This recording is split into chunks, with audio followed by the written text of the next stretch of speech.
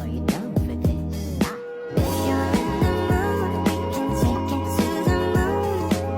Just like a movie scene, table for two. No need to be fake, I want you to stay. If you're in the mood. Oke, baik, di sini saya akan menjelaskan terkait jenis-jenis penelitian. Yang pertama itu jenis penelitian kuantitatif. Jadi penelitian kuantitatif ini adalah metode penelitian yang menggunakan data numerik dan analisis statistik untuk menjelaskan fenomena, menguji hipotesis, atau menemukan pola tertentu.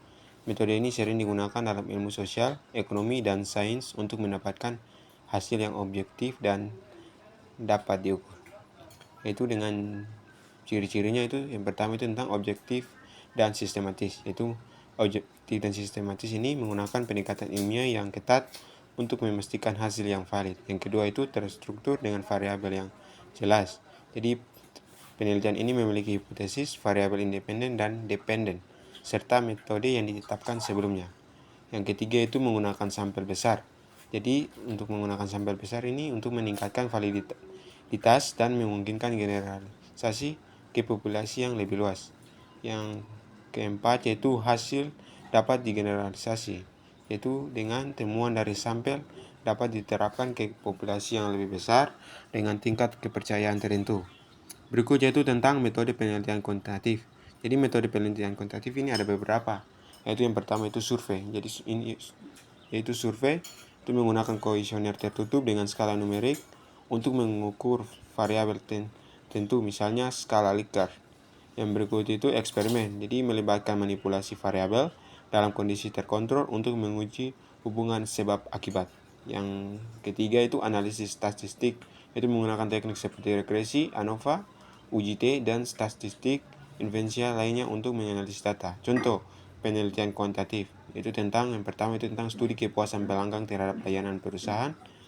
Metode yaitu survei online dengan kuesioner skala Likert 1-5 untuk mengukur kepuasan pelanggan terhadap berbagai aspek layanan. Analisis yaitu data dikumpulkan dari 500 responden, lalu dianalisis menggunakan regresi linear untuk melihat faktor yang paling mempengaruhi kepuasan pelanggan. Yang berikut yaitu tentang hasil, yaitu menunjukkan bahwa kecepatan layanan memiliki dampak terbesar terhadap tingkat kepuasan pelanggan dengan nilai signifikasi statistik tertentu. Jadi teman-teman, penelitian kuantitatif ini sangat berguna dalam mengukur fenomena secara objektif dan membantu pengambilan keputusan berbasis data. Yang kedua itu tentang penelitian kualitatif. Jadi teman-teman, penelitian kualitatif ini adalah metode eksploratif yang bertujuan memahami makna, pengalaman atau interaksi sosial yang kompleks. Jadi pendekatan ini lebih berfokus pada deskripsi mendalam daripada angka, dengan data yang dikumpulkan dari wawancara, observasi, dan analisis teks. Jadi teman-teman, ini ada beberapa ciri penelitian kualitatif, yaitu tentang yang pertama, ciri pertama itu subjektif, yaitu mengandalkan interpretasi peneliti terhadap fenomena yang dialami. Yang kedua itu fleksibel. Jadi fleksibel ini tidak mengikuti prosedur yang kaku, dapat menyesuaikan selama penelitian berlangsung. Yang ketiga itu menggunakan data deskriptif, yaitu di mana data berupa kata-kata, narasi, atau gambar, bukan angka. Yang keempat itu tidak bergantung pada sampel besar. Jadi tidak bergantung pada sampel besar di sini yaitu cenderung menggunakan sampel kecil tetapi lebih mendalam. Yang berikutnya itu tentang metode penelitian kualitatif. Jadi metode penelitian kualitatif ini ada 4. Yang pertama itu wawancara mendalam. Wawancara mendalam itu menggali perspektif individu secara rinci. Yang berikutnya itu observasi partisipatif, penelitian mengamati subjek dalam lingkungan alami mereka. Yang ketiga itu studi kasus, yaitu penelitian yang mendalam pada satu individu, kelompok atau kejadian tertentu. Yang keempat yaitu analisis dokumen, di mana menilai teks, arsip, atau media sebagai sumber data. Dari contoh penelitian kualitatif, ini ada beberapa tentang contoh penelitian kualitatif, yaitu tentang studi tentang pengalaman siswa dalam pembelajaran daring. Yaitu seorang peneliti mewawancarai 10 siswa untuk memahami tantangan yang mereka hadapi selama pembelajaran online. Yang berikutnya yaitu data dari wawancara dianalisis untuk menemukan pola atau tema seperti kesulitan dalam konsentrasi, keterbatasan akses internet, atau kurangnya interaksi sosial.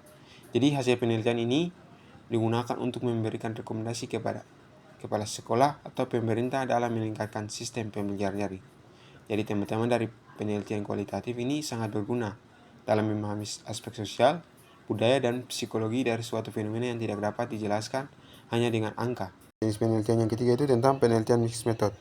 Yaitu penelitian mixed method ini adalah pendekatan yang menggabungkan metode kuantitatif dan kualitatif dalam satu studi untuk mendapatkan hasil yang lebih mendalam dan komprehensif. Pendekatan ini digunakan ketika data numerik atau kuantitatif saja dan data deskriptif atau kualitatif saja tidak cukup untuk menjawab pertanyaan penelitian.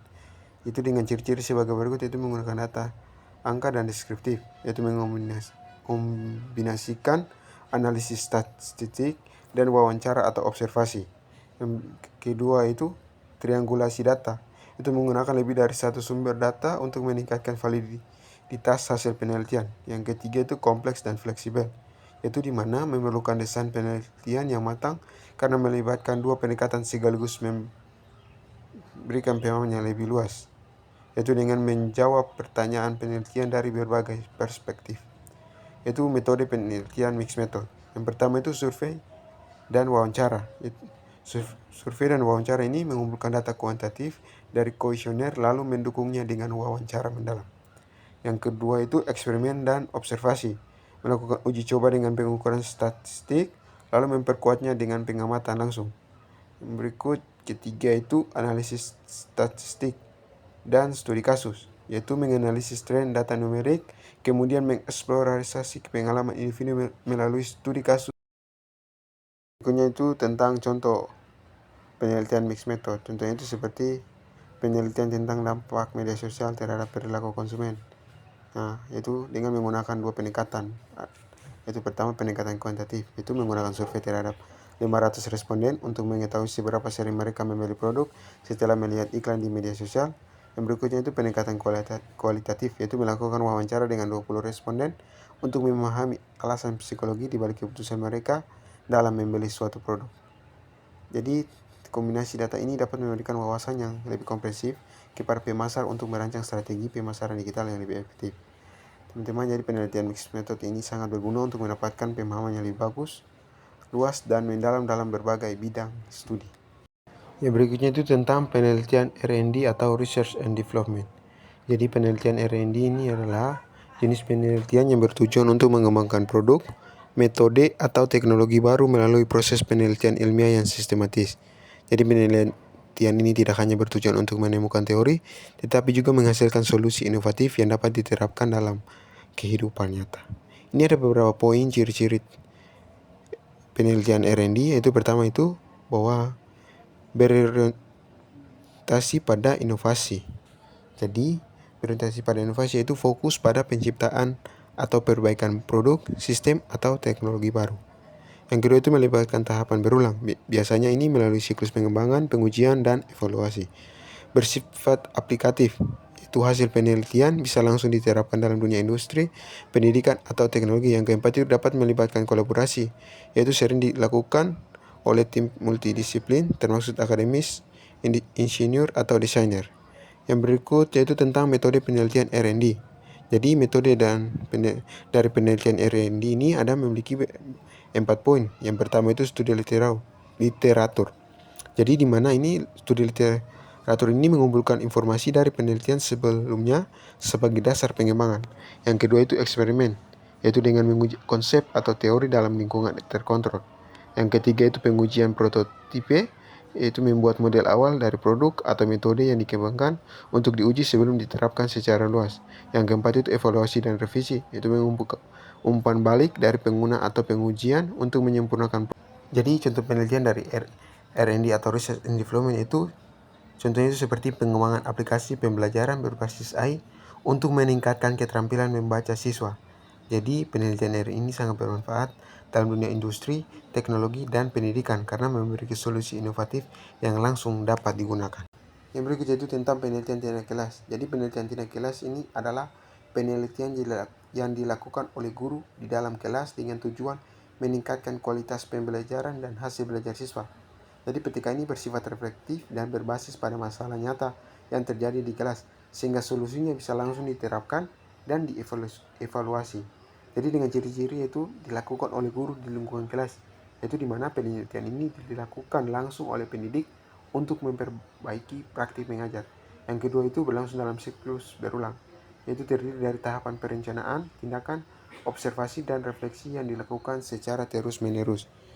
Yang berikutnya itu bersifat kontekstual atau fakta, yaitu fokus pada perbaikan pembelajaran berdasarkan kondisi kelas tertentu. Yang keempat yaitu melibatkan evaluasi berkelanjutan, di mana hasil penelitian digunakan untuk menyusun strategi yang lebih efektif dalam mengajar. Jadi ada beberapa metode penelitian PTK, yaitu pertama itu observasi kelas. Observasi kelas ini mengamati interaksi siswa dan efektivitas metode yang digunakan. Yang kedua itu tes sebelum dan sesudah, atau disebut dengan pre-test and post-test, yaitu mengukur peningkatan hasil belajar siswa setelah intervensi dilakukan. Yang ketiga yaitu jurnal refleksi guru, yaitu dengan mencatat temuan, kendala, dan perkembangan selama penelitian berlangsung. Yang keempat yaitu wawancara atau angket siswa, yaitu mengumpulkan umpan balik dari siswa mengenai pengalaman mereka dalam pembelajaran. Jadi ada beberapa contoh penelitian PTK, yaitu yang adalah implementasi metode diskusi kelompok untuk meningkatkan partisipasi siswa dan kelas. Contohnya itu pada tahap pertama atau perencanaan, itu guru harus mengidentifikasi masalah bahwa banyak siswa kurang aktif dalam diskusi kelas. Ia kemudian merancang strategi pembelajaran berbasis diskusi kelompok. Yang kedua itu tahap 2 atau disebut dengan tindakan, yaitu guru menerapkan metode diskusi kelompok dalam beberapa pertemuan dan membagi siswa ke dalam kelompok-kelompok kecil. Tahap 3 itu observasi. Jadi guru mengamati sejauh mana siswa berpartisipasi dalam diskusi dan mencatat perubahan dalam interaksi kelas. Tahap 4 yaitu refleksi dan evaluasi, di mana guru menganalisis hasil observasi dan tes siswa serta mengumpulkan umpan balik untuk menyempurnakan metode yang digunakan. Jadi teman-teman, bahwa PTK ini adalah alat penting bagi guru untuk terus meningkatkan kualitas pembelajaran di kelas secara langsung dan berbasis data. Ya, sekian dan terima kasih.